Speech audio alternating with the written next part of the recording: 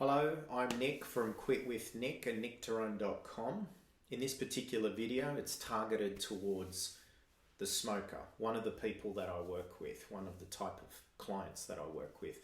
I've been doing hypnosis for quit smoking for a long time, and I like sharing some insights that will help smokers quit, regardless of whether they come to see me or not. Sometimes there's just one little thing that you can hear that's really going to help you with your next attempt. Because if you're listening to this, then chances are you've tried a few things in the past. Maybe you've even tried hypnosis. So there's another video I have that you might be interested in.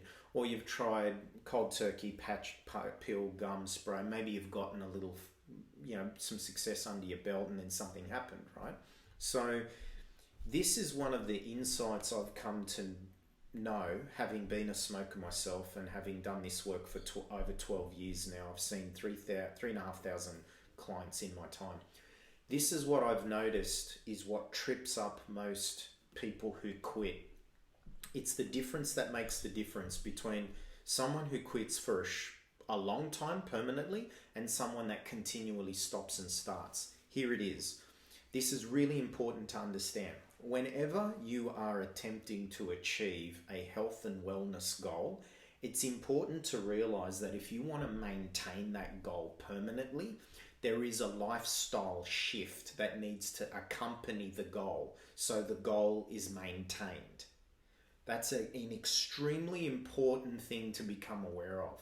Whether it's lose weight, stop drinking, become free of alcoholism or drugs or cigarettes. To maintain these goals, a certain lifestyle change needs to accompany it.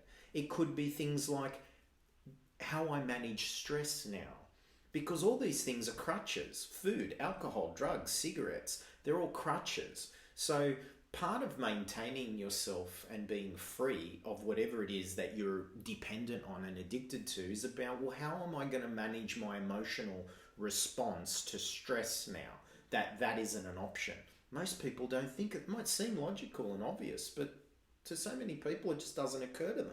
How will I manage stress now? What am I going to do to fill in time now? Because I used to fill in time doing this or this or this. Now what will I do?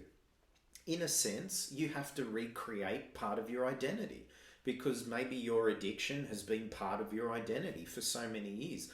Going to see a hypnotherapist or doing something that helps you accomplish the goal is only the first step towards freedom and lifelong freedom. The other elements that need to be in place, quite obvious when you hear it, but in all my years, it still surprises me how often people don't have a plan or don't see quitting smoking as a lifestyle change. You need to think of other ways to manage your time. What am I going to do instead? How am I going to manage stress? Do I need to make changes in where I spend my time and who I hang out with and my drinking habits and for the smoker? So the analogy I often share is, if you wanted to lose 20 kilograms and you went to a personal trainer and they helped you achieve that in 6 months or 8 months or a year, that doesn't mean you've now lost the weight and it'll never come back. We all know that to maintain a healthy weight, I just said it, maintenance is required. You need to now eat well and make it part of your lifestyle. You need to make exercise part of your lifestyle. It's not something like when you graduate from class, you get the certificate and it's on your wall, and now you, like these two ones here, that university, oh, they're great, I did it, they're on the wall for the rest of my life, I don't need to do anything now. Not so for a health and wellness goal. You need to consider and think about, once I've quit, however you do that, whether it's gum, patch, pill, hypnosis, whatever it is, once I've quit, what do I now need to implement as part of my lifestyle change that will help me make sure I never give myself the excuse to take a puff?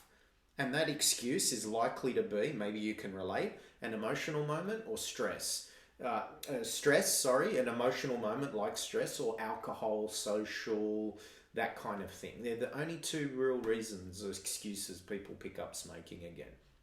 So your biggest takeaway from this video is, This is a lifestyle change. Once I quit, I need to implement lifestyle changes. What are those things that help minimize the likelihood I'll ever go back to smoking again? Right? Sometimes I hear people will say they tried hypnosis and they'll say, oh, it worked for 6 months, it worked for 8 months, it worked for a year, and then this happened.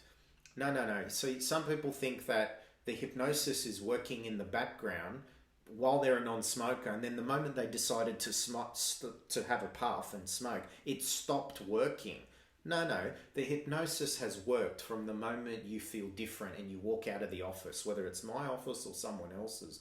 Once you feel in control, the job is done. The hypnosis is done. It's done its job. It's given you a feeling of control.